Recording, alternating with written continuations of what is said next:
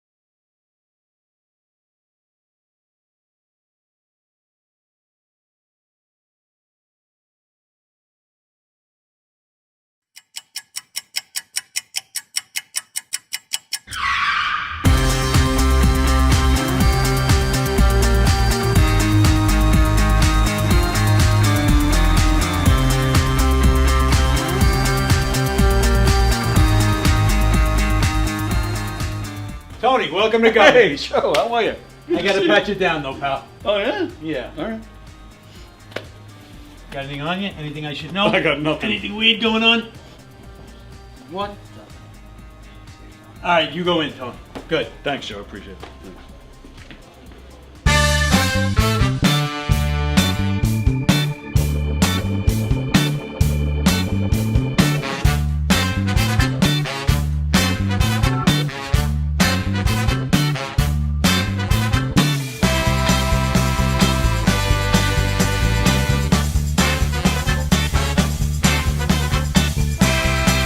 Hi, I'm Tom Kelly of The Tom Kelly Show. Yes, this is not the only time I've gotten on my knees in the back room of a comedy club.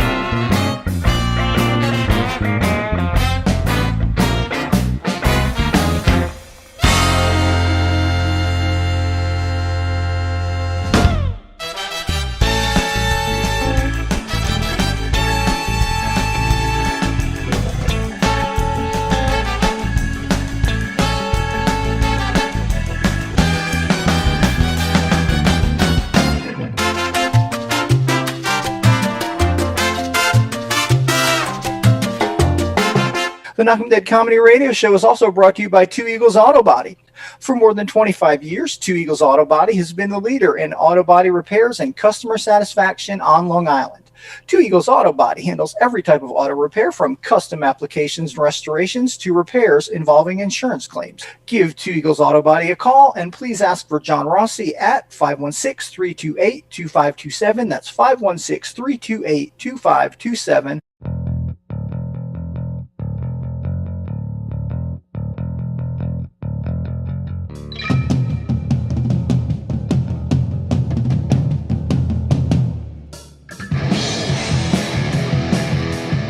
Hey, how do you say there, people? It's Johnny Brennan, creator of the Jerky Boys, also of Fox TV's Family Guy fame.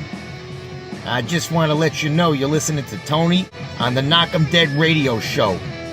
They're gonna keep knocking 'em dead, so keep listening, you wacky sons of bitch. Right there. Over and out there, sweet Charlie. Long time no see, man. Hey, man, I miss you guys, man, at Knock 'em Dead Comedy Radio. I just want to say thanks for making my millennium. Oh my gosh. Well, it's a love fest. Yeah, you heard that story. Yeah. So I guess should I tell it again? Oh yeah, if you want. I mean, yeah. You know, you guys are into comedy. Does it really help when somebody gives the punchline?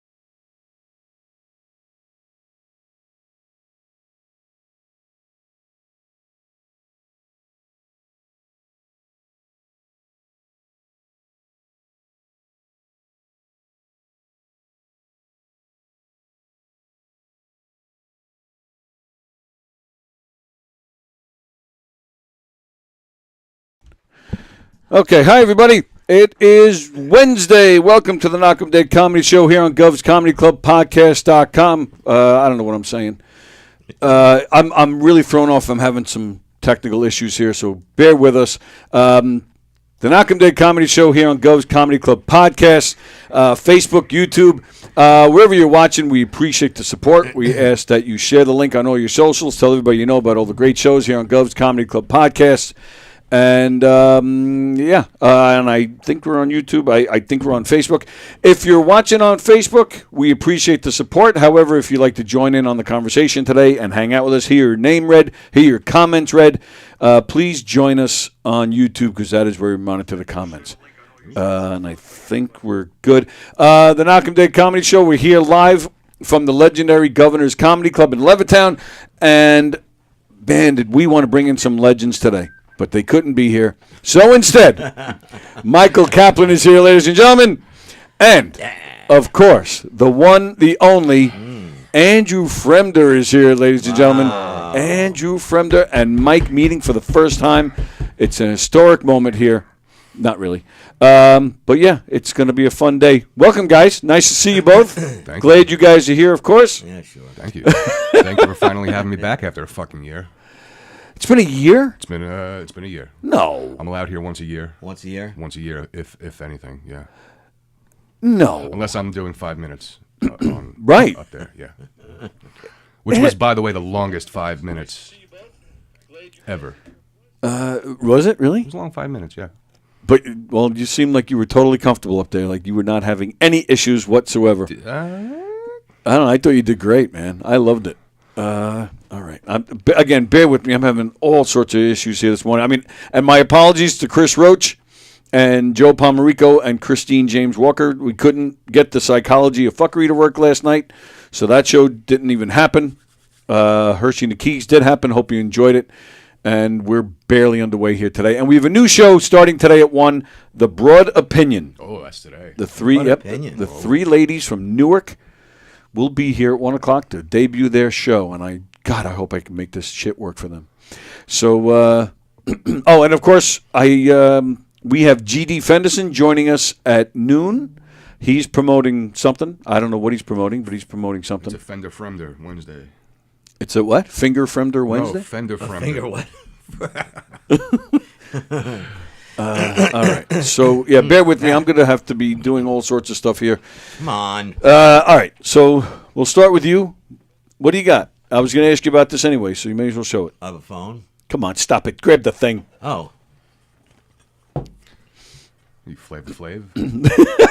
Flavor Flav. Yes, I went to Philadelphia and I did my first ever race. It's called the Rocky Run. Yeah, you're holding it. Oh, I see. It's two sides. I thought you were holding the back. No, well, I see. It's both sides, but this is the Rocky Run. Very famous. They do it once a year. They do a 5K and then a 10-mile. I'm not doing the 10-mile. Oh, my goodness. 10-mile. Why is it called the Rocky Run? Does it have to do with... It's all Sylvester Stallone because it starts at the steps and then it kind of ends with the steps. Okay. And it was a lot of fun. I only jogged the first half mile and then I walked. But what's with the two eyes I'm getting? That's what boot camp did to you. It did. You know, after the Army, I said I'll never run again, and I'm running. You know, I'm jogging. I'm like, what am I doing this for? But well, I saw the video, and yeah, they were all running, and then they lost you because you were just but what's nice is Ava's boyfriend, who's 23 years old. You know, as I'm walking and I'm taking in the whole experience, there's so many people, and there's high five girls, there's water people, there's photographers. His name is Cole, so he finally shows up, and I'm like, did they send you back here in case I was dead?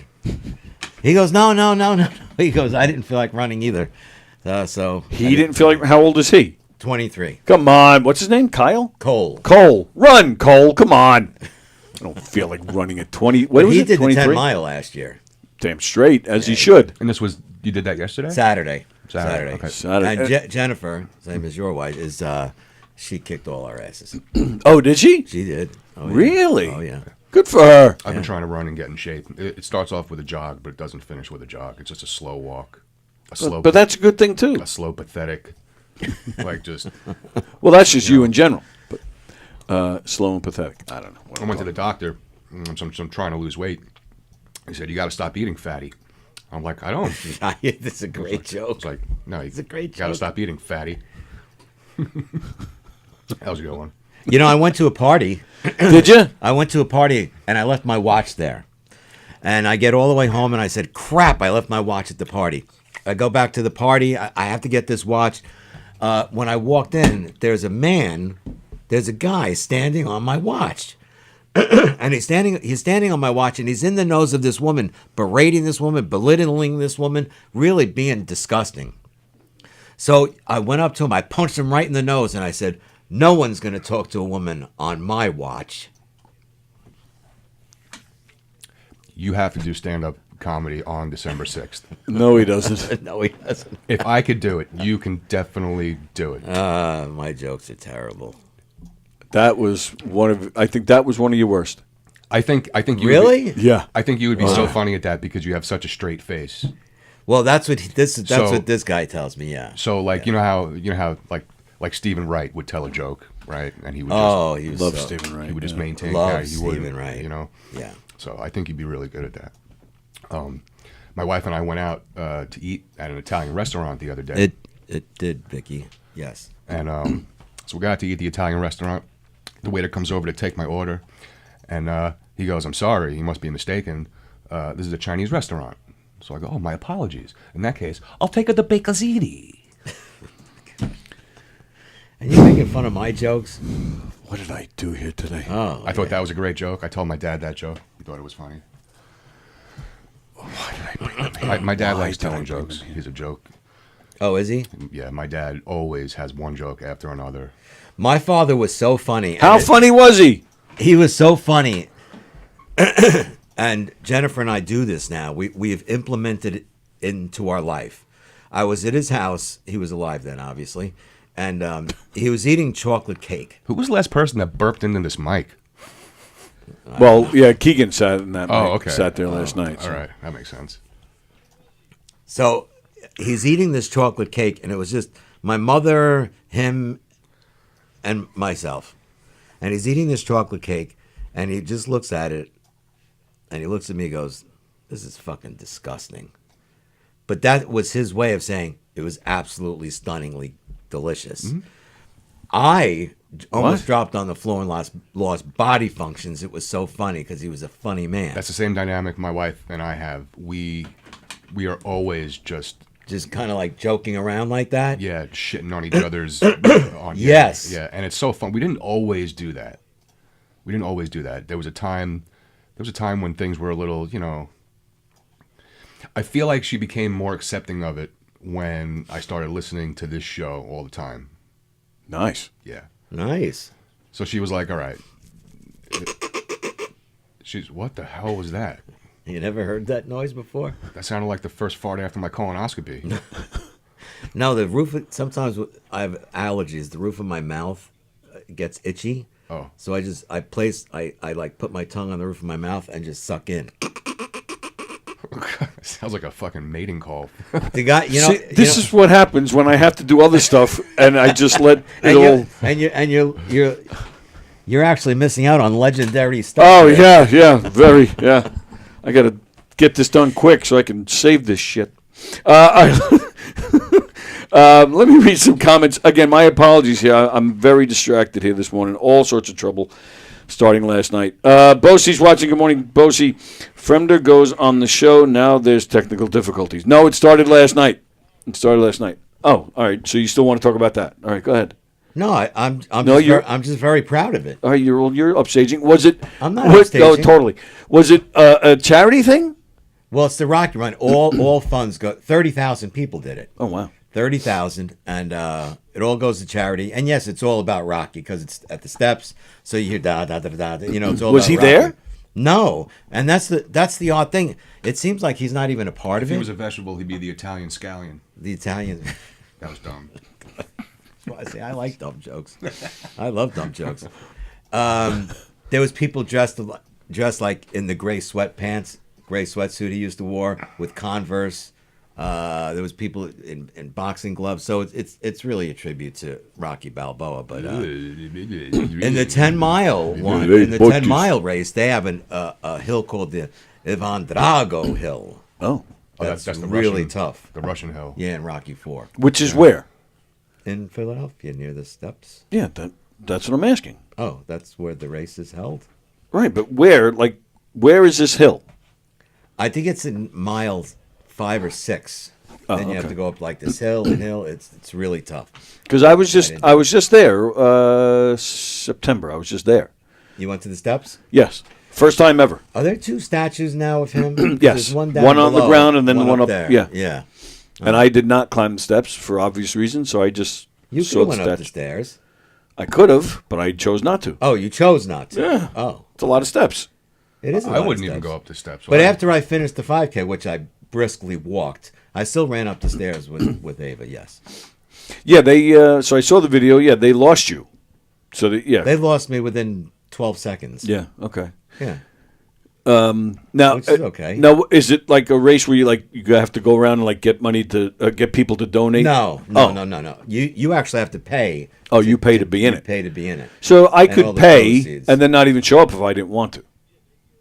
Yeah, but it is pretty exciting though. No, I'm sure it is, but the idea is to make money for whatever the charity is. Yeah, for. and you know what? I don't even know what the charity is. You don't even know what the charity is? No. How do you not know what the charity I is? just wanted to do the Rocky Run. That's it. Is this something that Jen has been doing? Last year was her first time. Oh, why didn't you go last year? Because they signed up for it before we were together. Aha! Now, am I painting a clearer picture? We're getting there. Oh, we're getting there. So, and then they give that to everybody? Yeah, and I was a little disappointed because I thought maybe at the end there would be someone there to place it over your head like the Olympics. Okay. But there was just people, and they just have them strung on their arms. So you just grab it. You just grab one. I could have grabbed 5 if I wanted to. You should have said to the person holding, you should put it around my neck. I should have. I think Ava, someone placed it on her around her head. Oh, yeah? Yeah, Jen beat her daughter. Really? Yeah. By how much? 5 or 10 minutes, I think. So none of you guys ran together then? None of us ran together. So you're all racing against each other? No, it's not in a competitive race like that. I know, right? So why didn't you guys just kind of do this together, like as a Jen's family? a little on the competitive side. So it was competitive. She's competitive with herself. She wasn't competing like to beat us. She wasn't trying to beat her mom. Oh, Ava? Yeah. No. No, Ava was more of the social butterfly. She was like vlogging it, But Jen is a little on the competitive side. She wanted to do the best she could. Is a vlog the same as a blog? Yeah, except it's a video. What's the difference of a blog? One's a video and I think that's what it is. A video blog. So they just say vlog. Yeah, pretty sure. And Pretty sure blog that's what just that is. Typed. Why can't you just say a video? Oh, it supports Special Olympics in Pennsylvania. Oh, okay. There you go. There you go. Thank you for that. Who's that? Life Ava? is a completion. You mean a competition? Jennifer O. Okay. Life is a completion. Life is a completion. I mean, life only happens upon completion, right? Yes. And then I ran up the steps and I gave Ava a set of my dog tags. Oh yeah. Yeah. Oh, that's nice. She has a warrior's heart. I'm very. She has a warrior's heart. What does that mean? Just the way she conducts herself on a daily basis. She's just so driven. First of all, not only is she driven, she's motivated. She has a lot of empathy, and she's loyal. I'm sorry. We're talking about Jen or Ava? Ava. Okay. And Jennifer got my dog tags already. Yeah. How many dog tags do you have? I could have as many as I want, but when you go online, you have to prove that you're a veteran. And, Oh, I didn't know that. You can't just buy them. So the Jen, real ones. Jen has real ones, right? The real ones. Yeah. You can have as many real ones as you want. Yeah. Happy Veterans Day to you, by the way. Thank you. So you gave a set? What do you call them? Yeah, well, there's one chain and there's 2 dog tags affixed. So you call them a pair? They're a pair of dog tags. Right, that's what I was asking. You gave her your set. So you gave Jen a pair, and then you gave Ava a pair. Yeah, we're at the top of the steps. Because Ava is driven and has a warrior's heart. She has a code called the Warrior Ethos. She has it in her, yes. It's interesting. I was going to bring up before so I said thank you for your service, right? Ava gets it from her. I'm sorry to say that, but she does. Ava gets the Warrior Ethos from her mother because I call Jennifer Princess Warrior. Is Jennifer a vet? No. Well, then why do you call her that? You don't have to wear the uniform. Yes, you do. You don't have to wear the uniform. Yes, you do. To have a warrior's heart. I've ran into a lot of people that have a warrior's heart. What battle has Jen fought that's the equivalent of going to war? I don't think I could talk about it on air, but everybody has battles. Everybody has battles. Everybody has battles. But equivalent to fighting in a war, like you going to Iraq? The Battle of Fort Kaplan. Yeah. Interesting thing. That's an interesting statement. You say that why I feel. First of all, it's a very symbolic gesture. Very symbolic gesture, giving your dog tags to a person that you care about. Okay. It's making them part of your story. Okay, am I speaking loud enough? It makes it. I'm getting fired up about this. If you care about someone that much and they possess the qualities that you think they have to have that mindset as a soldier, you present them. You're part of my story now because I love you and I believe you have the same mindset as a soldier. okay? And I can get that. when you I give get that. when you Yeah. give them to someone, But- they keep them forever.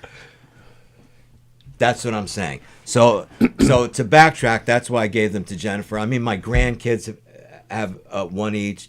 My son has my originals. And your grandkids only have one each because you don't like them as much, so No, they don't because- get no, the well, full first of all, set of they're two. young, and two come to a set. You really had to answer that? When I said thank you for your Don't service, judge you said you're welcome, right? I don't really like to even people to say thank you because it was such a. I miss wearing the uniform. It was such a honor. That's what I'm going to get to. And many people that I say thank you for your service to say thank you, or So, remember I was talking to you about my wife's cousin, right? He's a vet also, right? And when you wishing him a happy Veterans Day gets a complete different response than the one that you gave me or somebody else. Thank you for your service. What do you mean, my service? For me to go and kill a whole bunch of innocent people that are standing in the way of the real target just because two political people disagree about something? So, No, well, it's more than that. Yeah, yeah. So it's almost like he's like, don't thank me for what I did because I think what I did was terrible. No, Does that make sense? It does make sense, but I'm gonna. I mean, I'm not a veteran, but I'm going to speak anyway To on me, it. it's great because he protected us, our country. A bunch of rich men fighting over stupid shit is exactly what's going on. Right. However, one would like to kill the other and their country. So, unfortunately, we do need guys to step up and protect. Right. And in the line of fire, there are so many innocent women and children that get killed, and so he looks at it totally different when you say, "Hey, thank you for your service." Well, it's wild that you say that, Tony, because Okay. during Desert Storm, I was there in '91. Right. So I made technically 2 deployments. Right. What was the movie American Sniper? Right, where what's his name? Is that Wahlberg? That's Iraq. Where he was trying to shoot Oh no, his target. that's Bradley Cooper. Yeah, and then there was that good kid, movie. The kid in the way. You know. Yeah. Anyway, sorry. That's okay. That was the whole statement. Yeah. Just Speaking of civilian casualties, during Desert Storm, we blanket bombed them for 6 weeks, and I do that to my wife every night. there was a report. It hasn't been Operation Dutch fact-checked. Oven. Operation Dutch Oven. That there was more than 50,000 civilian casualties during that blanket bombing through 40. Iraq, parts of Kuwait, parts of Saudi Arabia. Yeah. So, unfortunately, I know it's terrible to say, but getting back to it, I don't want to say it makes me uncomfortable when people thank me. It was just such a privilege, and I miss it, and I loved it so much. Every day that I put that uniform He on, loved killing people. No. No. Woke up every day. I'm going to shoot me some innocent women and some innocent children. Oh, God. No. But so yeah, when you say thank you for your service, it kind of goes. I feel like 2 different ways depending on the experience that they had, and. See, my experience is I think I have a very unique experience because I was in for a little over 4 years, when I was much younger in my 20s. And then when I was 42, my son joined. I didn't want him to join because Afghanistan and Iraq were very hot at the time in 2008. But he did talk me into it. I went in the reserves and we both got deployed. He was active duty. I was a reservist. So we were in Iraq at the same time for, I don't really recall, 5 or 6 months. That's crazy. Yeah. And being in combat, knowing that your son is somewhere else in combat, I feel like that would. Which also, I'd like to mess with compliment me. him even more. He's an only child, only son. He could have gotten out of it. Him and I had the conversation. That's a law. You could do that if before you're before he deployed. He could have played that card, and he was like, "I'm not playing that card. I'm going to go." Nice. Yes. Why is that a rule? If you're a single child, you could opt out. Is that because if something, God forbid, happens, there's another one left, like a brother left, so they still have a son or a daughter? Like Saving Ryan's Privates. That was the whole. That was the whole thing with that movie, right? He was the last one of the 4. And I think the first story was the Sullivan brothers. They were on a ship in, was it World War One? Yeah, but what do you mean opt out? It's not like there was a draft. So what is he opting out of? He either goes in or he doesn't. No, he could have went to his company commander and said, I'm an only son, I'm an only child. Oh, once he was in, you're saying he Yes. could have changed his mind and gotten out. Gotten out of the deployment. Oh, I got out it. of the got deployment. It. Right. Yes. Scott just said something funny. He said something about my eyes. John Arbuckle? Who's that? Joan Arbuckle? He's talking about how my eyes look like I have resting dick face. What is it? Johnny Arbuckle? Yeah. Actually, all of our eyes do. We all have it. Let's see who I Johnny have bulging Arbuckle eyes, is. yeah. You have it. Even you He have has it. it to a certain extent. Oh, John Arbuckle is Garfield's owner. Right. I thought that was Son of a familiar, bitch, yeah. that does kind of look like you. Hang on, I'm going to put him up there. With the tousled hair. Everybody do this. Let's show everybody listening what kind of dick face we have. Let's look at each other, and on the count of 3, we'll all look into each other's like I'll look at this camera, you look, and then you look in your camera, and then we'll see how it looks on the screen. Ready? On the count of 3. 1, 2, 3. Look at the camera, Tony. Okay. Right. It looks like we're all just so dissatisfied with everything in life. I want to see. Hang on, our screen up there is on a delay. I want to see what it looks like. We're hanging out with Fremder. We're hanging out with Kaplan today. GD will be joining us around noon. He's got something to promote. I don't know what it is. There it is with John Arbuckle. Oh, I look miserable. I can't even when I look like this.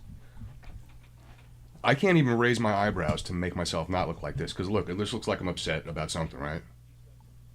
Now, if I raise my eyebrows, look, it just looks like I don't give a fuck about anything. I can never get through TSA. My wife is always first down there before me because they're always checking me. Whose volume is up? It's driving me crazy. I think it's Mike.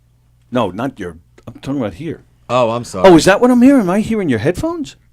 No, you're hearing my phone. Oh, I am. You son of a bitch. Well, I was looking at the comments. So you need the volume up? I did. Hang on, I can't read that. Turn the volume up. If you want to know my hairdresser, and his name is Pierre Nocombe. Does he use an egg beater? No, but I don't like going to him because he always talks behind my back. Oh, my God. Mickey Delaney's back. Hello, Mickey. Tit jokes live live and in person. Hi, Fremder, Mike, and Tony. Hi, Vicky. Brosi, why did you think Fremder showed up today? Because what? Why did you think Fremder showed up today? Because if the next show... What? What? Anybody know what the hell he's talking about? And is watching. Carol is watching. Vicky, now, Mike did the theme song play in your head as you were jogging? Oh, yeah, did it? Were you hearing that? Gonna fly now. Oh, the whole trip. Well, you were saying they were playing it throughout the speakers or something? Yeah, speakers. They had DJs. They had an announcer. Yeah, it wasn't that song over and over the whole 10 miles or whatever. No, it was like that Hearts on Fire song. Hearts on fire, strong desire. How many Springsteens does it take to jerk off on Mike Kaplan? One. None. Because he came when he found out what was going to happen. Oh, boy. Are we going to talk about that film? I saw it. So, you saw what? Deliver Me. Because you were born in the U.S. gay, that's why. So, so we don't know who Scott is, right? Thought it was Jeff, but when Jeff came in the other day, Scott was still... I was thinking that it was that Jeff was Scott, yeah. I've been looking at your friends list at Yeah. Scott's, seeing if any, nothing. No. It's because Scott wrote, Joey Cola gave Fremder high praise. So I don't know. I did mention that here on the show. So I don't know if Scott heard me say it on this show or if Scott was actually here. He was here because he said, from what I saw, Fremder did great. Oh, that's right. There's no other way to see it unless you're right. here. Well, from what I saw, Fremder did great, meaning maybe he saw the little clip that I played. Remember, I played a little clip of a few seconds of each person's act from that night. I think he might have been there. Oh, yeah, either one is possible. Yeah, I'm dying to know who this freaking guy is. Scott, I think you should do. Yeah, you're getting a little obsessed. I think you should do stand-up, Scott. I have a feeling you've probably done stand-up because you're really funny. My phone is annoying. Never-ending notifications. I know. I must change this. What happened? What? Let's see. Matt Drago, right? Welcome to Wacky Wednesday. Yeah, it sure is. I think it's pretty entertaining. What? Today. Fremder, you need to write in the chat while Mike and Tony are rambling. Speak your inner thoughts. It is different. Yeah, when he's. So what does he dress like today? I don't know, a bad neighborhood. I think I've said that. I think I've said bad neighborhood. I think I've said that before. You got the black hat, everything's black. Yeah, but Carhartt represents Not that- a blue-collar working person. Carhartt? What's Carhartt? It's Is a that the brand. truck that stops by the? Carhartt's a brand. I don't Like think they it's make Snap- clothes, they Snap-on. make boots. Oh, Snap-on. Yeah. Okay. So No, that's a tool. Those are tools. Jennifer said you can share. You said you didn't think you could talk about what she's done. She said you can share. Oh, that's what she meant when she could. I'm assuming that's what she meant. She went through a very bad divorce, and I'm not going to share everything, but what she went through, she had to have had a soldier's mindset to get through it. No disrespect to Jen whatsoever, but that's my point from earlier. I'm not going to It say was hard. a divorce It was is the hard. same as going to Iraq No, I and fighting in understand, a war. but it's not just the divorce; it's how she carries herself every single day. Just what like you will Ava. do for sex. It's not that I just do Kissing for up. sex. Well, you and I were talking before about divorce, how it gets so dirty sometimes. Yes, we were talking about And that. you- Oh, yeah. All right. Let's do that. She was also, it's not just through the tough times. A lot of people go through tough times. It's Absolutely. It's not just because you have a warrior's heart. You have to be empathetic. You have to be compassionate. And she possesses all those qualities. So she had a very rough marriage, very rough breakup, and she came out with it. She raised a child on her own, right? So in my eyes, she possesses all of these qualities. And I'm not saying she doesn't. Yeah. I'm just saying it's just another level to go overseas and fight in a war. I'm not telling you you're wrong. I gotcha. That's your opinion. Yeah. I'm just saying, to me, you can't compare the two. Because it's you're going to a foreign land, you're away from your family and friends, you're fighting for your life and the country's life. I mean, a war. You're risking death for a crying out war. loud. If every soldier was a divorced husband. Say what? A war. If every soldier was a divorced husband. It doesn't have to. I understand what you're saying, and I respect it. That okay? I put the uniform on. I volunteered. I raised my right hand, and I pledged it that I would go overseas and fight whatever, all that stuff. But there are a lot of people in our midst every day who possess the warrior ethos. It's true. Jen, do you think he's just kissing your ass? Tell the truth. No, no. I could. Scott even says it. Mike's trying to get lucky. No. Can you give your dog tags to your dog? Oh, Jennifer. Oh, she wrote it 100%. See? I'm Knew not it. Kissing up. Knew it. I'm not kissing. Let me ask you this, and then we want to move on because there was a reason I asked for him to come in here today. What happened? You were getting all fired up about the dog tags and explaining. Now, what if somebody gives them back? It's highly insulting. Oh, okay. All right. Highly insulting. Okay. Yeah. It's basically a really big fuck you. Whoa. Yeah. Like take your dog tags and basically just it's actually one of the most insulting things you could do to a soldier that gives you a part of their story. A part of their story. Yeah. Mm-hmm. Do you get PTSD when you hear loud stuff like on 4th of July? At or times. If a car goes by and makes like a loud backfire noise? Or When I first came home, especially after Desert Storm, yeah, I remember hitting the ground a couple times, yeah. So now what's the difference between... But you know what bothers me the most? Crowds. I have a hard time in crowds. I wasn't a soldier and I have a hard time in crowds. So... But I could see how crowds would... A lot of noise. Not necessarily like fireworks. I enjoy fireworks.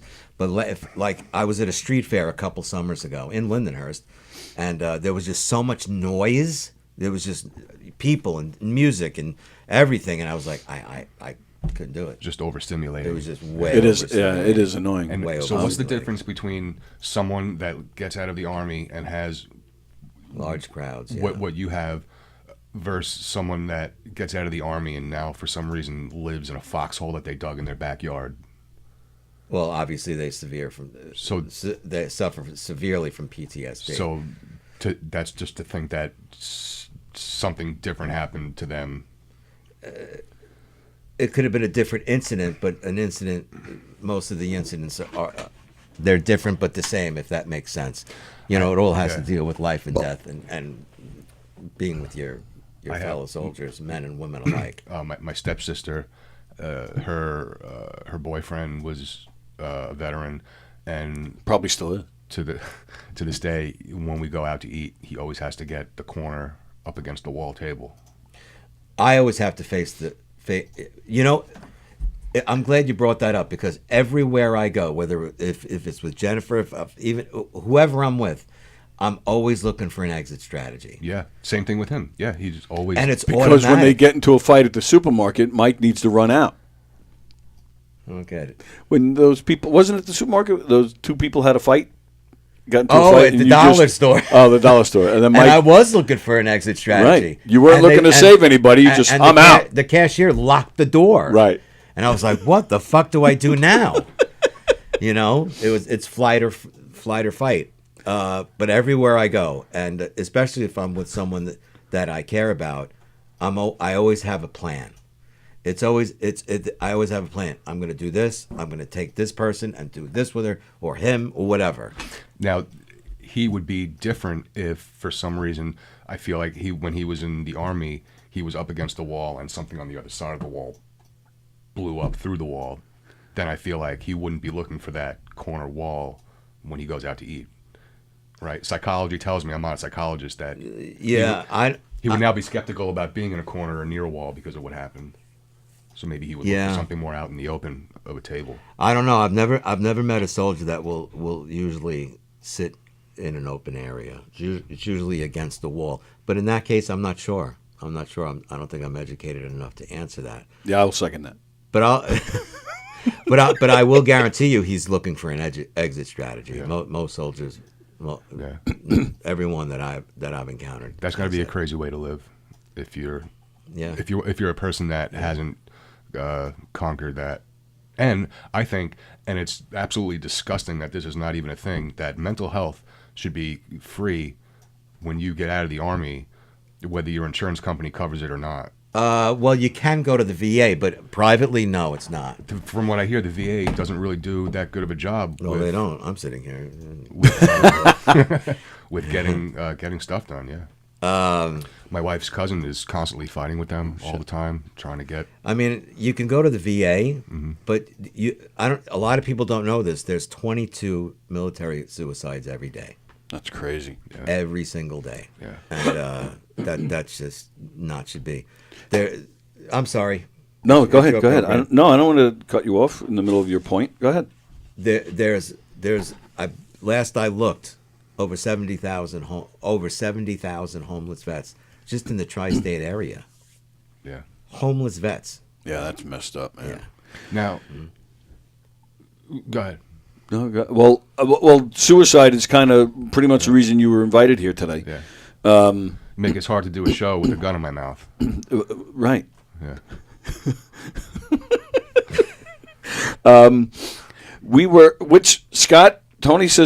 Scott says that I burped twice so far. I don't even recall doing it. But all right, I will take your word for it. Actually. But yeah, so we invited you here today because you said a few weeks ago in the comments that you were you at one time considered suicide. And I think you said something about this show saving your life, I think is what you said exactly. That's affirmative, yeah. Okay. We don't have to do that if you don't want to. No, it's fine. A long time ago, this was probably sort of like, I guess, pre-pandemic, which was, I want to say, when the show started, right? When you guys were 2018 doing stuff in the house in your basement, right, with Sally. Oh, yeah. Well, Or Yeah, during the pandemic, we were in Sally's house. We went to my mother's house sometimes. Then eventually we did come back here because there was nobody else in the building. Right. But you were here a little before the pandemic, right? Yeah, 2018 is right. when we started. So, at 2018, okay, so my wife and I, we get married in 2018, right? We go to California, right? We go on our honeymoon. Not honeymoon in California. We go to visit her dad in California. Then we go on our honeymoon, one last big hurrah before we, get back and settle down. My wife had plans to get gastric surgery, right? Wow. Right, we're coming back. We're gonna get healthy. We're gonna get life going. So I leave my house to go return something at the UPS store, and I get into a really, really bad car accident on Hoffman Avenue, right by Hoffman and Wellwood, right? So I get taken to the hospital, and they're looking at me. They're telling me, okay, you should go see your, we took your x-rays and it doesn't really look good. Go to see a doctor, this, that, whatever. So I thought I was fine, because I felt okay. You know how you don't really feel stuff until a little bit after your accident.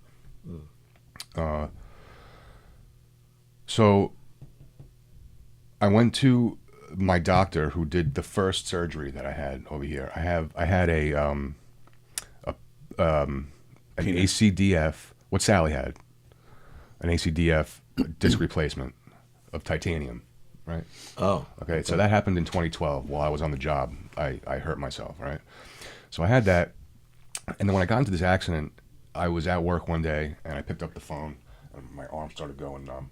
I was like, oh shit, this isn't good, right? So I go back to my same surgeon, and he's like, oh, you need surgery again, because, and he brought me my MRI, and he showed me what was going on, and he showed me that the one that he did 2012 stayed perfect where it was.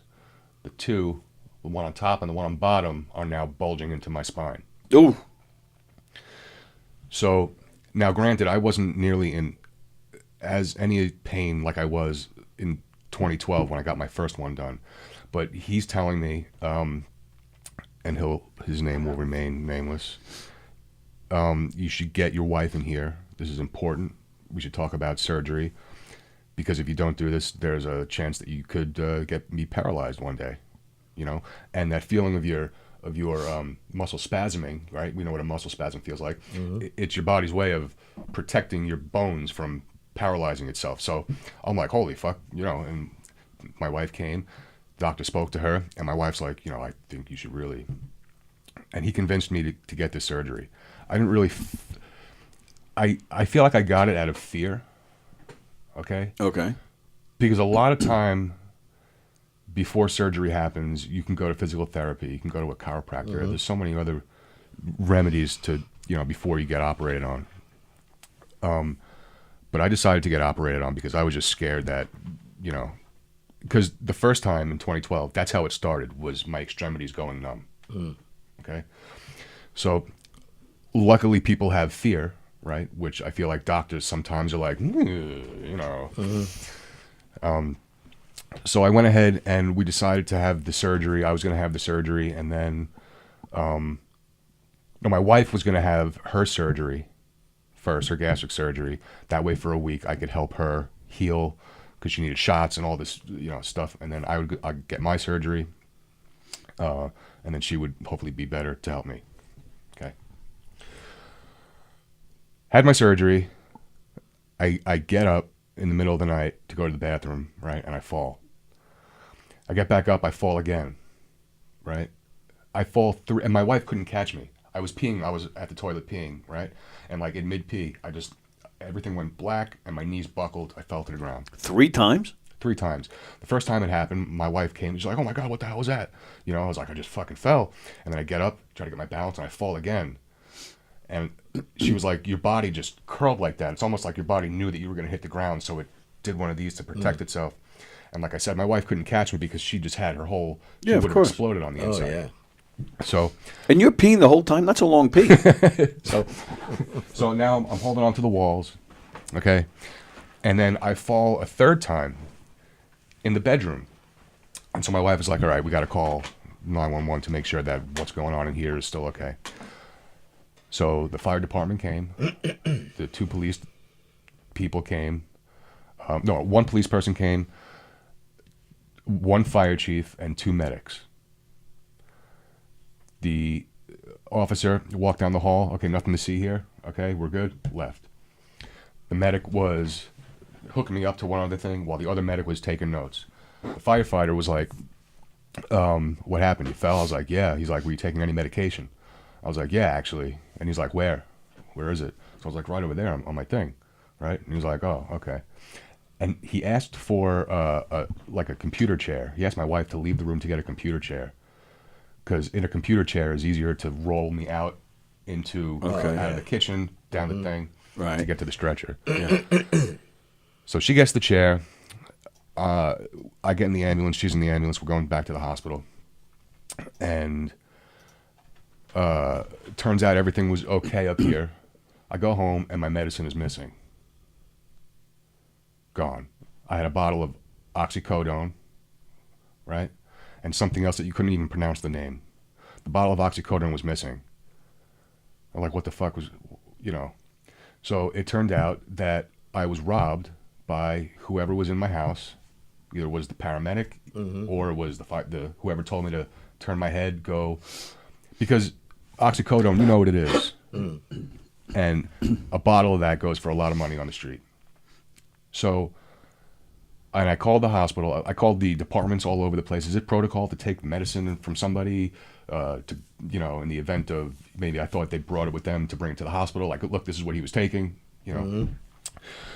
So, no, it's not protocol. Okay, well, can I get something else? Because they wouldn't prescribe me anything else because apparently a lot of people call up and they're like, oh, hey, I'm not doing good. I need more medicine and give me more drugs. So they wouldn't prescribe me anything. So I had to heal from this fucking surgery with nothing. And it was the most painful and excruciating thing I ever went through. Okay. Now with the thought of me not trusting anybody even coming into my house. So it was just, it was a total mind fuck.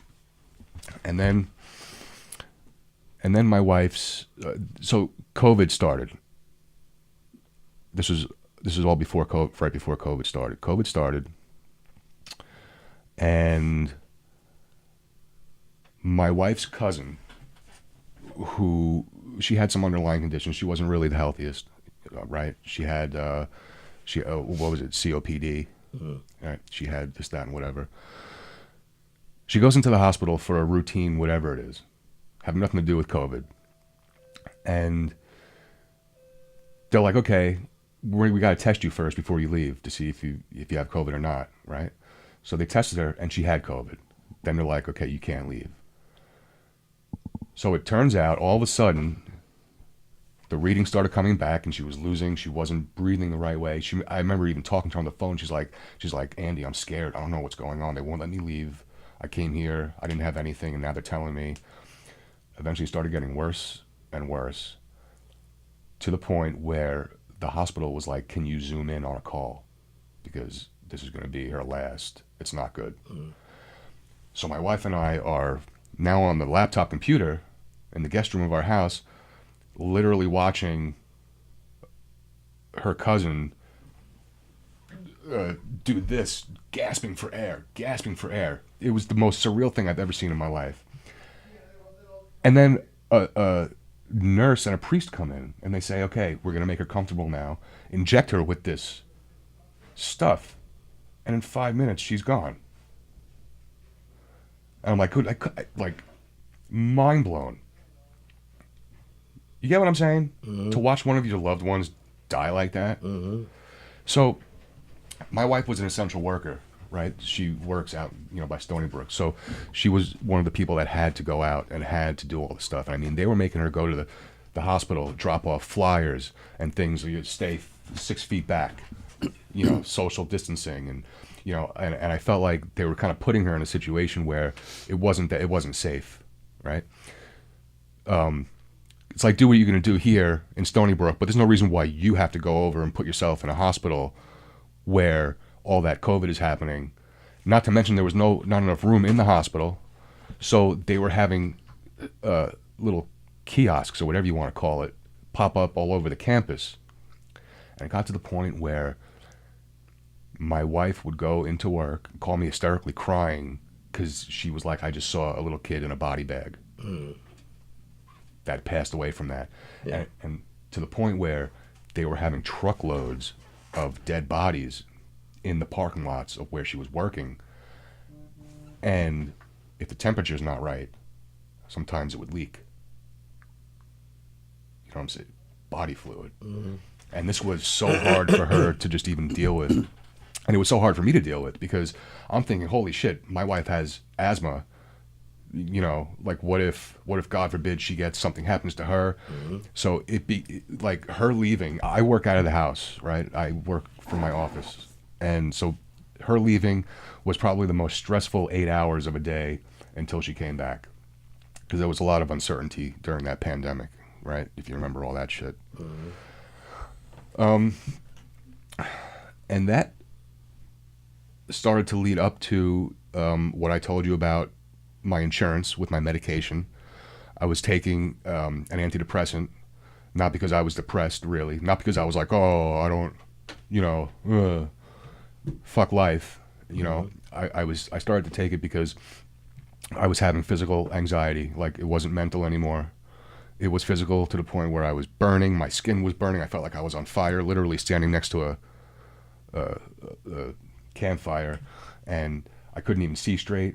And like I told you, I didn't have my CPAP machine, and this was all before we went out to California, right? So I don't know about you, but I'm starting to notice a couple of bad things in a row starting to happen in my life where there's not nothing good is happening, really. So we get the call from from California about my wife's father, right? And if I'm leaving out anything, I'll try to sew it up as I go along. But so we go out there, and like I said, no CPAP machine, sleep deprived, anxiety. All I had was Xanax left because my doctor could only prescribe me that. He wouldn't prescribe me anything else because he wasn't qualified to mentally assess me like that, to give me something like that. And eventually the Xanax started doing the opposite. It wasn't working. And I started waking up every night in a panic, not choking and not sleeping. And it became to the point where I was scared of living. I was scared of being like awake. And the only comfort that I got was sleeping until my wife would nudge me and tell me that I'm choking. Right. Which is where all the tiredness started to happen, where all I wanted to do was be tired enough to go to sleep, where anxiety, mental anxiety, physical anxiety, and all the bad luck of shit that's been happening to me just didn't exist. It doesn't exist when you're sleeping. It only comes to life when you open your eyes and wake up and you realize that this is my reality. So I'm going to rewind, because when I wasn't wanting to live anymore was before we went to California. So at that time I had brought my car into, I went to a skin doctor because of my burning skin, right? Yeah. And she told me you should go to see your neurologist, because it could be from that.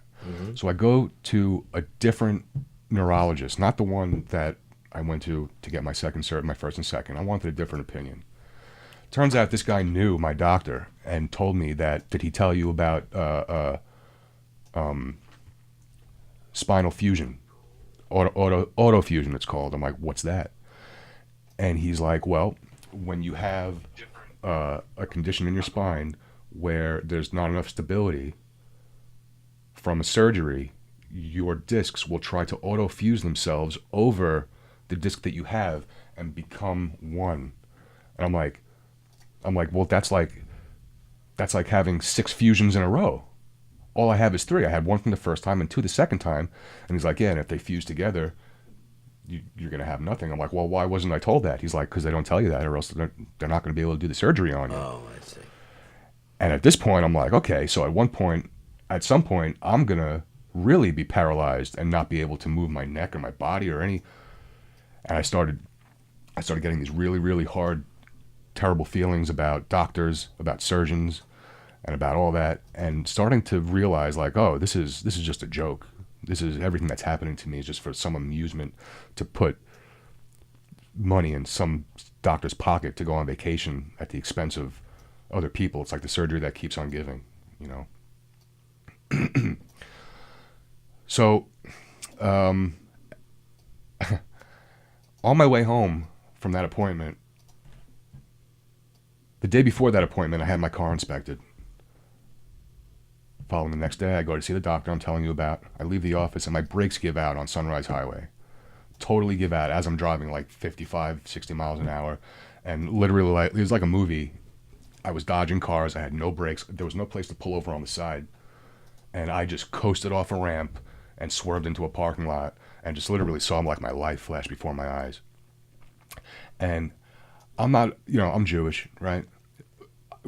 Whether I'm religious or not, I'm spiritual. I like to think that, you know. But I was like, if there is a God, he just doesn't want me around. He doesn't want me to be alive because I'm feeling like every single thing that's happened to me has just been me trying my best and I'm just getting hammered down. There is no light at the end of this tunnel. And then I'm like, well, maybe there isn't a God. Maybe God doesn't exist. Or maybe there's a devil. Maybe the devil's getting one up on him. And, you know, there's just some sort of fight that he's not able to win for me. So it just totally mind fucked me. And then I was like, wow, that would have been terrible if my wife got a phone call that her husband was just mangled in a car accident. He's dead. Now, the fact that I was scared to even leave my house now at this point because of what could happen to me, I started thinking like, wow, things would be better off if I wasn't here anymore. But if I'm not going to be here, I don't want to be paralyzed in a hospital the way my wife is going to see me for the rest of her life and have to take care of that, which is when I started to think of how I just didn't want to be. It's not that I didn't want to be. How do I put this? It's not like I didn't want to be here in this life. I didn't want to be here in this life if this life was not going to provide me any kind of happiness or, you know what I mean? I do. So, like I said, it wasn't really like I just wanted to be okay. That's all I wanted. Yeah. So I started thinking of all these different ways that would be the least, I guess. Slitting my wrist was definitely off the table. Yeah. I'm like, I ain't going to do that because what if I fuck that up, you know? I don't need my wife to come home seeing me bleed out in a bathtub, right? And then I was like, well, my car, I could do my car on the go. You know, I was thinking of all these different ways, but then I'm like, my fucking garage is a mess. I got to clean that shit. Then she's going to be like, why are you cleaning it? So I was just logically trying to find logic in every way to do it, but then every way that I shouldn't do it that way. Every time I pass a roof, I'd be like, I wonder if that one would do it. You know, and then I thought to myself, I could just take too much medicine and slowly, and there were all these thoughts of my wife being like, why would you do that? How could you do that? Or my mom finding out, be like, how could you do that? And the thought of that being probably one of the most selfish things that a person could do for that reason, to leave your loved ones behind like that. It's like, what choice do you have? You're either going to stick around and be tortured for the rest of your life, or you're going to end it here. And yeah, the suffering will be terrible on their end, but yours will be over. So one night, I have a tear in my eye when I talk about this. Sorry. I was like, I went on social media and I was like, goodbye, social media. Right? Not with the 100% inkling that this is going to be it. I'm doing this after I get off social media.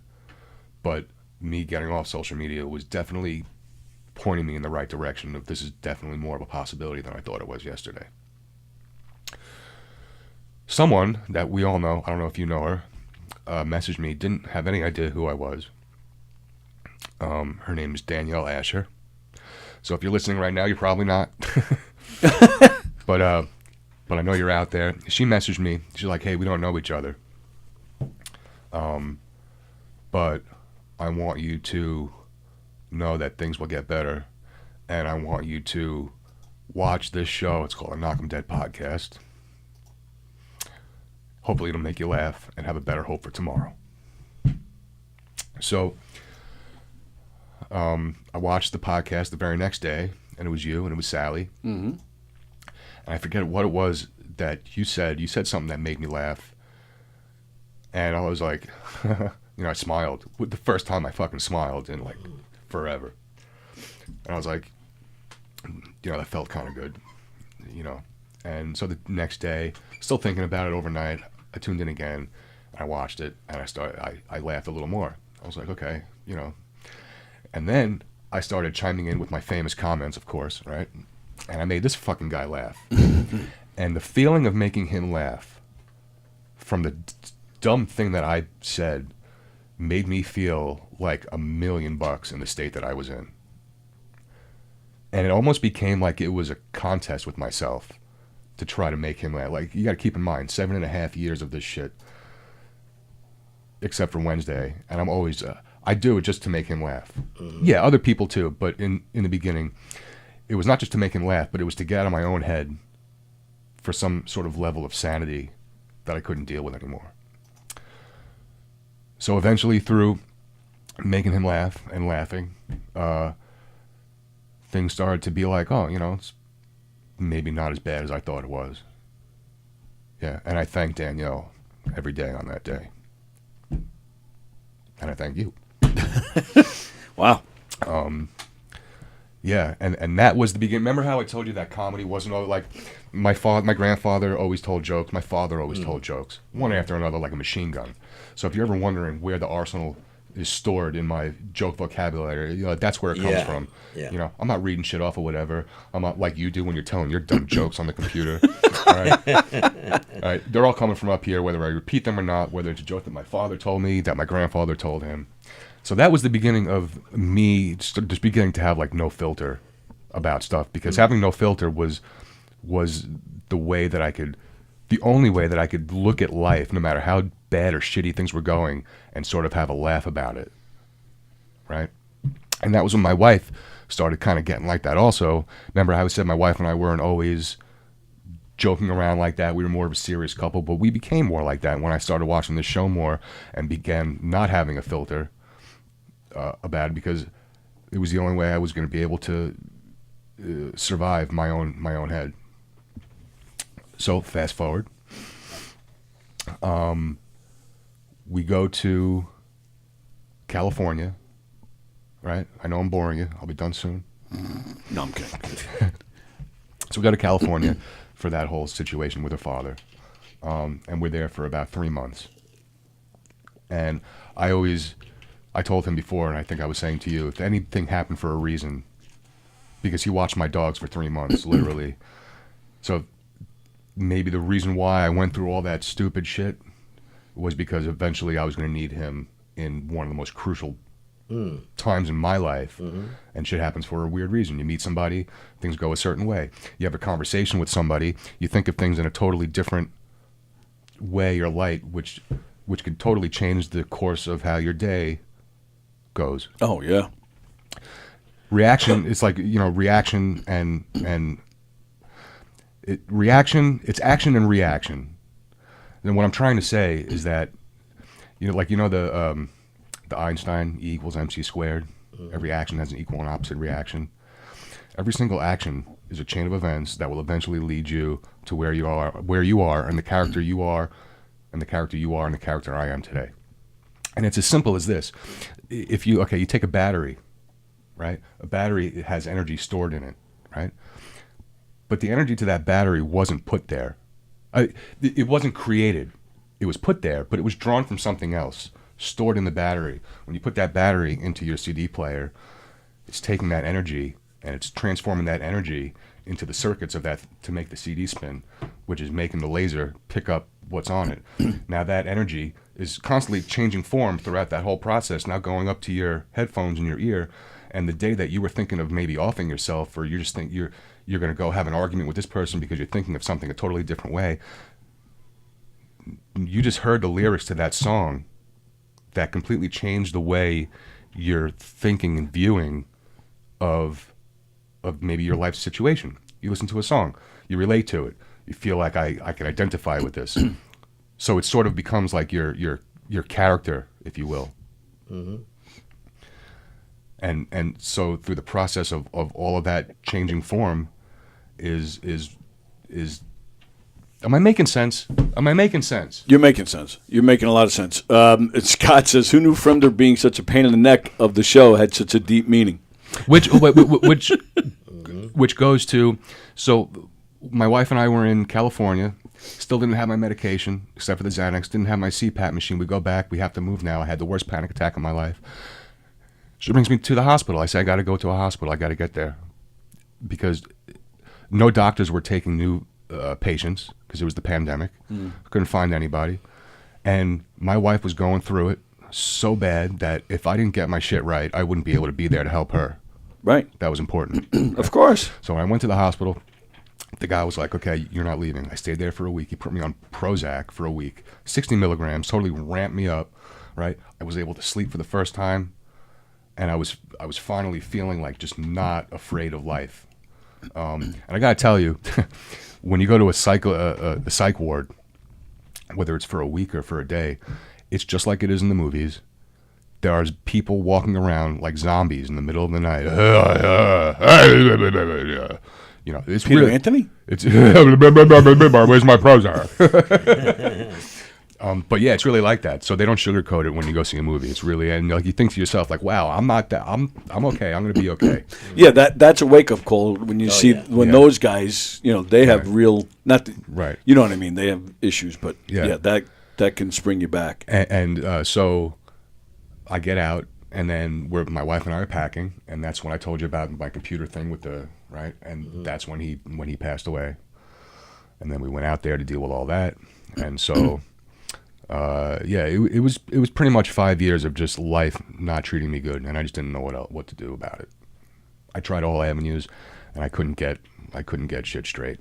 But I knew that I loved my wife, and I knew that I loved my family, and I knew that I loved life enough to stick around. I just had to figure out how to make it work for me and how to look at it in such a different way that I wouldn't be so down and out to wanting to have the feeling of not wanting to be alive anymore.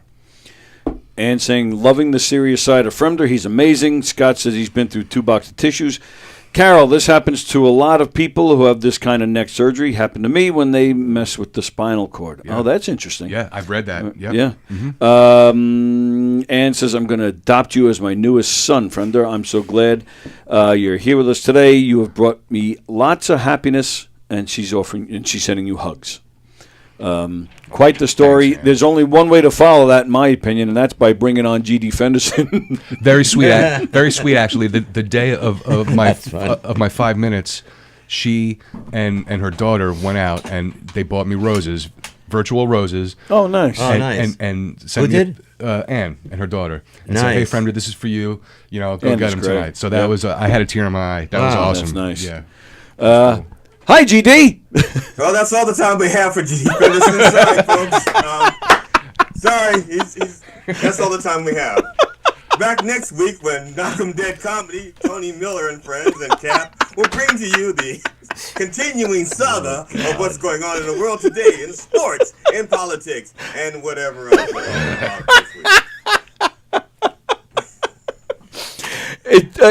Last week we were supposed to have you, and the studio was closed, and now this week, I don't know. Maybe you're my jinx or something. I don't know what's going on. It could be, but isn't my jinx your pet name for your penis? Oh God! I'm just curious. I thought that's what we had heard. I don't know if that's true or not. You know me well, pal. You know me well. Hey, Cap, what's going on? What do you say, GD? Nice to see you, my friend. Hey, and Mike, just so you know, it's okay to leave stuff out. Oh my goodness! Earlier you said if I leave something, I was like, no, it's okay to leave. Yeah. What can I ask you? What you're referring to? I still don't know how Tony saved your life. I mean, I think he's talking to. I think that's Andrew Fremder. Yeah. Oh, because I was just so mentally messed up that it felt so good to laugh at something and to say something that made somebody else laugh that it became sort of like a. Yeah, I'm just saying that you could have said that like 30 minutes ago. Oh my goodness. Yeah. Feeling the love. I did. I said it 30 minutes ago, and I'm talking to myself, okay, I know the end of this story. He doesn't know it. Come on, let's go. Wow. Alrighty. He said no filters. He said no filters. He did. You're absolutely right. What do we promote? You want to hear what Mr. Possum has to say about it? What? Oh no, you don't want to know what I think about this whole goddamn thing. You think just play dead. Life gets rough. Stop it. See, he's stressed out. He's just playing dead. Is that Mr. T doing the voice of Mr. Possum? What was that? I pity the fool. Oh, that really sucks, doesn't it? Yeah, it does. You know what the problem is? I used to do ventriloquism, but I used to get when I should move my lips mixed up with when I shouldn't sometimes. And I would start off talking like this. Wow. I would start off be like, "So, Mr. Possum, how's it going? I'm doing all right." And as the girl will say, "So, Mr. Possum, how's it going? I'm doing fine." So I had to stop. I had to stop ventriloquism. All right, so you're not promoting something with the puppet today. Oh no! I'm talking about funny old farts. It's a show. Next week, November 20th, I'm doing a live show in Hanover, Pennsylvania. I don't expect everybody to go to Hanover, Pennsylvania, but the reason why I'm here is because it's also being simulcast live on plausible.com for $5 a device. PLAUZZABLE.com. What the hell is that? I just looked up. Is that a possum? Yeah. Yeah. Oh my God. I was just reading the things. That was like 40 minutes ago. Okay, this is my hilarious. emotional support sloth. Yeah, because that's why I'm watching him over here. Sloth, Sammy. Why a possum? Well, now he's got a what was that? A sloth? This is my emotional support sloth, Sammy. All right, so Sammy. couple of things. So on the Zoom, I should have got one of those when I was all ready to kill myself back in the day. That would have helped you commit suicide. Emotional support sloth. Yeah, so they just take everything so. Wait, slow. what's your possum's name? He didn't say what his possum's name is. Oh, his name is it's Pete. Pete. Oh, Pete. Oh, Pete. You're very original, Pete. GD. Yeah. See how you went there? You said, "Oh, Pete." Yeah. Why is there a bag like you just came out of the pharmacy attached to the back of it? To the sloth. To the sloth. To the sloth. The tail. No, the sloth. Oh. God. Well, that's because I never took him out of his package. Everybody needs their package. That's right. He's not. I'm not having him fixed, so I'm not taking him out of. I'm not removing the package. No. Funny old farts. Plausible.com. Who now? Is that what Plausible does? They live stream events. I've never. Forgive me. I've never heard of them. Plausible is oh my God. I can't say enough good things about Plausible.com. PLAUZZABLE. Leanne Linsky has this site. It's like Zoom and YouTube on steroids. Okay. It's just all comics and stuff like that. They do their virtual. It's a virtual platform to do comedy. Oh, so you're not live at a club somewhere and they're streaming it. Oh yeah, I'm live. I'm going to be live in Hanover, Pennsylvania, at the Church of Satire Comedy Club on Broadway 106. I'm giving that for people if you're in the area. Yeah, you can come there November 20th. That's the guy that owns that. Brian, is that his name? Jim Bryan, right. Good guy. Jim Bryan is an awesome guy. He's not a good guy. Oh my God, stop it. What do you mean? He's not watching the show. You can tell the truth. We know he's a prick. He's not watching the show. He's too self-absorbed. Right now, he's in the bathroom looking at himself in the mirror going, "I'm so wonderful. I hope Tony Miller talks about me today." He's been in here. He's a good guy. Oh, stop it.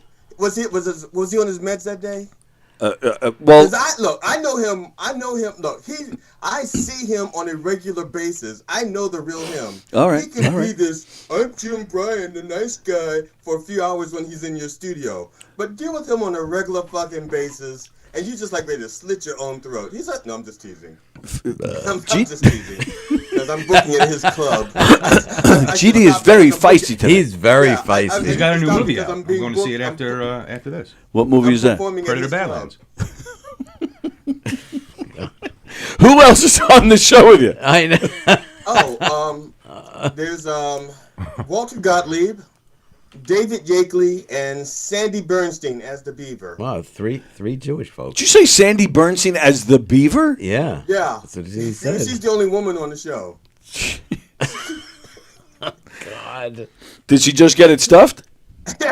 No. The Naked Gun. Hey, nice beaver. Thank you. I just got it stuffed. But yeah. So yeah, and we're all, like I said, it's called Funny Old Farts because we're all in our later stages of life. As a matter of fact, David Yakeley may die during his performance. Will there be farting during the performance? performance? We're putting him up. Putting him up the first. opener. Hey, if he dies on stage, it'll go viral. Will you guys be farting on stage? Actually, I hope not. I'm hoping they're doing that maybe in the green room, since we have to leave anyway. Or maybe I'm thinking they should do it in the lobby after the show starts, in case people try to leave. They're like, we can't go out. Don't go out there. Right, if they do it in the lobby, yeah, it's a good idea. Yeah. Good idea. It stinks on stage and it stinks in the lobby, but at least just They're gonna do what with the beaver in the lobby? They're gonna fart in the lobby so people stay in the theater. Right. Oh God. Okay. What does a beaver look like? Random. What is it? What? Beaver. What does a beaver's beaver Like a look beaver's beaver? Yeah, probably fuzzy, right? I would think so. Yeah. Yeah. Random thought. Never mind. That's that is a totally how should I put it? That's a totally special. You have to go to Pornhub. That is a specific category. They probably have a beavers. I wouldn't be surprised. Yeah. All right. So, and when is this? November 20th? November 20th. It's a Wednesday night because I'm not big enough to get a weekend. Yeah, those Wednesday nights, those big nights for comedy. But that's perfect. You're sitting home on a Thursday night. It's a Thursday night. Oh, it's a Thursday. It's a Thursday. All right. No, that's not bad then for comedy. Thursdays are pretty good. No, it's not bad. But plus, if you're just sitting home, that's perfect. You go on plausible.com and check out the show. What's happening? Now, and the other thing is, I could have waited for a weekend. Yeah. But the people I'm on the show with are so old. I don't know So how how old long I are want to they? wait to try to for a weekend. You know, He's a David ventriloquist? may not make it. Is that what he said? I think he's like his mate. Because it looks like it by the way the time delay is. But yeah, yeah. you're in delay up there. Yes, I'm yes. watching him over here. Yeah. With his beaver. But yeah, with the age, you should just do an afternoon show. But I would. J.D. I really would Beaverson. have.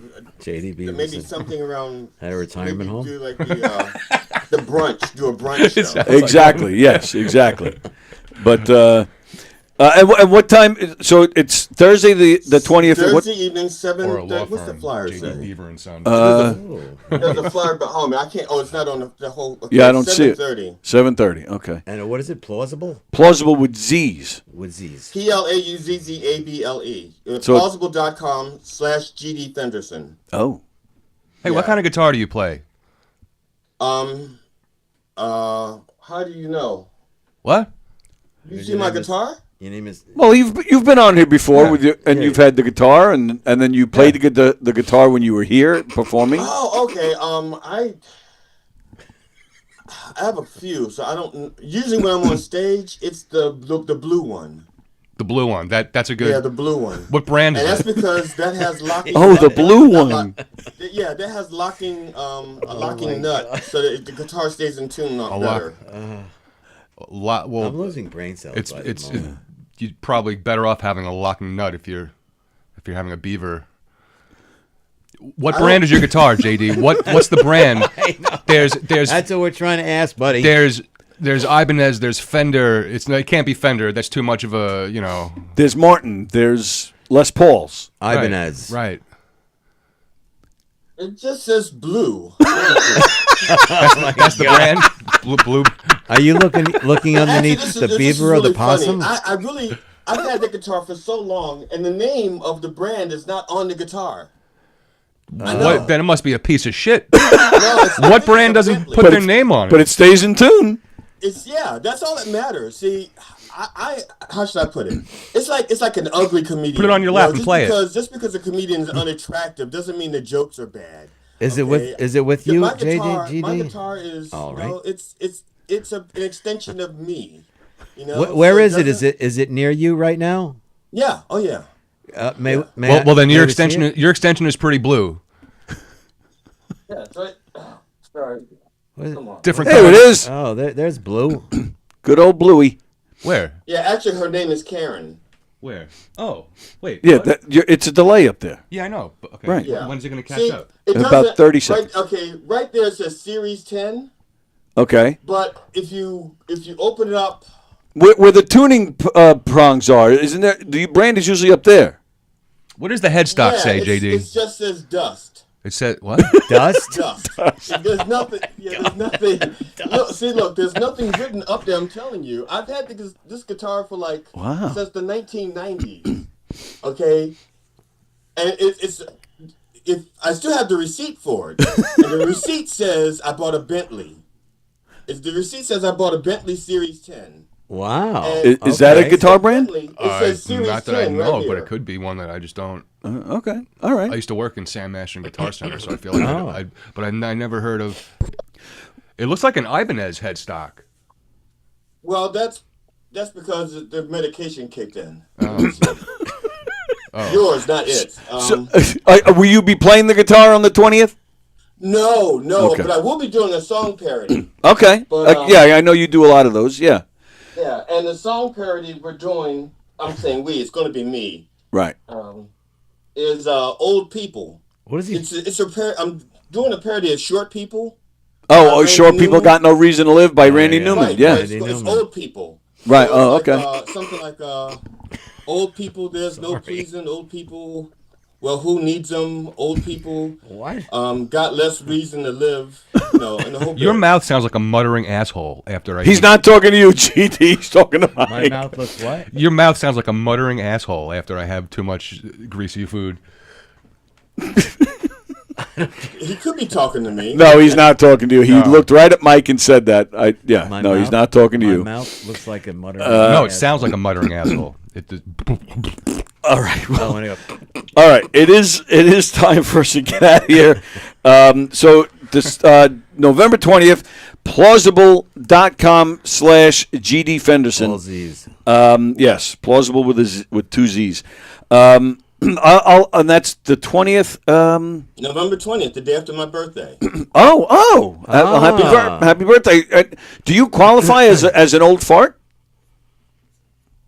Depends on if I showered and how I smell that day. I mean, because my age doesn't change. I'm still 65. But turning 65 next week or turning 66? I am 65. Oh, so you're turning 66. Wow, you're 60. I wouldn't have pegged you for 65. You're not supposed to peg me anyway. Well, that's true. Yes. I wouldn't peg him for Yeah, 65. I'd peg him for 60. That's for sure. Unless he had a beaver. All right. I'd peg him for 60, not a dollar over 61. That's what they're for. I'm not pegging him for 65. Well, unless he plays me that guitar. All right. All right. Well, all the best with that. I'll try and I do have something I have to do that night, but I'll. Okay. And like I said, I was just hoping there are people out there because I know some of the people who watch your show actually watch Coffee with the Dog as well. Yes, they do. Like Ann in California. Yeah. There's some. Yeah, we do have some cross. So there's some crossover. Yeah, and so which is great. In the event, so I just came over here to plug it. In case I am available, and also I'm available for pegging. Plug it. If you go to gigsalad.com/GD Fenderson, I can be hired for private pegging. Or that comedy. That's Knock 'em Dead. We're on Gig Salad. Yeah. All right, last question quickly because I got to get out. We got to wrap this up. Oh, you don't want my 20-minute answer for this? Okay, go ahead. Oh my God. All right, 2-second answer. Okay. How is Matt? Did he have a stroke or not? No, he did not have a stroke. He did get beat up by ICE agents. What? Yeah, on Sunday he got beat up by 3 ICE agents. And then you're going to say, damn it, I wish I had more time. That's Yeah. Well, there's a part of me that's saying that. There's a part of me that's saying, thank God I'm out of time. So, all right. Well, so that did not help my answer. My answer at all. He did not have a stroke. It was actually he'd been smoking pot for a while. Oh. And since he was smoking pot, he had been like stroke free for years. Okay. And he went like several days without any pot, and then the stroke says, I think I want to come visit you again. Oh. So it was like the symptoms. It was just going through pot withdrawal. Oh. So he had an edible or he smoked a joint and he felt fine? Oh, he can't just smoke a joint. I think he smoked a joint while eating an edible and drinking THC. Oh. Well, I didn't know that about him. Yeah. All right. He's not a pussy. He goes all out. Apparently, yeah. All right. Well, thanks for that. And thanks for the time. Look, I appreciate everybody. Of course. And all the best on the 20th, and hope it goes well. And I'll do my best. Yeah. I might be late getting on there, but I'll try to remember to get on there that night if my plans go according to schedule. So I'll try and get there for that. I'll be on there. Okay, it is $5. It's not free. It's $5. $5 is nothing. Per device. Yeah. Right, per device. Got it. All right. Thank you, GD. Thanks, pal, and good luck with that. And we'll see you next time, pal. Later. All right, take care, everybody. All right, see ya. All right. GD Fenderson, everybody. 65. Holy moly. Wow. Yeah, yeah. How do they age so well? They got good beavers. Right? My goodness gracious. Between the gray hair, I mean, they look like photo negatives. Oops, We got to get out of here. Hey, is this thing on? We have a new show premiering in a half hour. The Broad Opinion is premiering. Three lovely ladies who were on this show a couple weeks ago. They're going to be great. Looking forward to that. So that's at 1 o'clock. Stick around. And then today is Wednesday. Circling the Drain tonight at 7. Coffee with the Dog tomorrow morning at 11. And then I'm back here tomorrow with Frank and Lisa Stop it. Lisa she's a musician out of Pennsylvania. That's all I know about her right now because I haven't done my research yet. But she's Her name playing. is Lisa ITTS. ITTS. Which, by the way, for the topic of conversation today, tell your wife that I appreciate everything she's doing with the suicide. The suicide walk? Walk and all that stuff. That's Which, totally yeah, they're still amazing. collecting money for. Yeah. And now, and I'll quickly do this too. I did it yesterday. I'm going to read it every day. Margaret and Bridget Lindquist were diagnosed with Sanfilippo syndrome, a neurodegenerative disease that is like Alzheimer's, but it's in children. They will lose all the skills they have gained in their lives, suffer seizures and movement disorders, and eventually will pass away. Sanfilippo syndrome has caused Margaret and Bridget to have seizures. It has also created challenges with their learning and their memory. Currently, there is no FDA-approved treatment or cure for Sanfilippo syndrome, but there is hope. Scientists are conducting more research than ever. Your support enables that life-saving research to continue until a cure is discovered. They're asking for donations. Give.curesanfilippofoundation.org. Then if you type in Margaret and Bridget Lindquist, you'll find their story there, and you can donate in their name. They're having a fundraiser at Mulcahy's on November 30th. There'll be raffles and all sorts of good stuff. So, so raising money, and Lisa's involved in that too, which is why you reminded me. Yeah. So thank you for that. Yeah, Lisa's stuff. Connected to them. Mm-hmm. All right. I said Circling the Drain. Coffee with the Dog tomorrow morning. I mentioned my guest tomorrow, and then tomorrow. Oh, and then tomorrow, Peter at 1 o'clock, and then Circling the Primal Scream with Nick Greystone tomorrow at a special time. It's on at 3 o'clock tomorrow afternoon.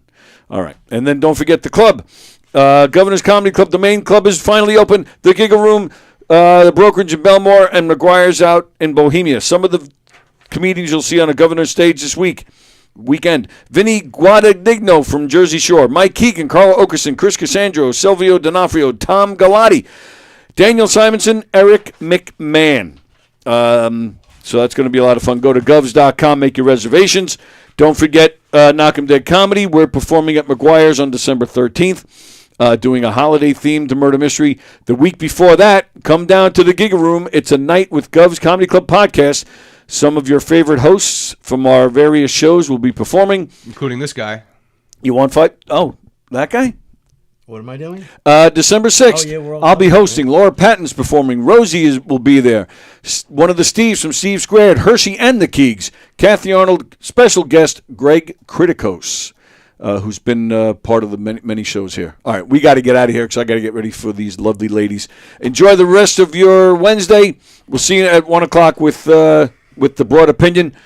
Michael Kaplan, Andrew Fremder, ladies and gentlemen. Thank you, gentlemen. This was fun and weird. All right, everybody, have a great day, and we'll see you guys later.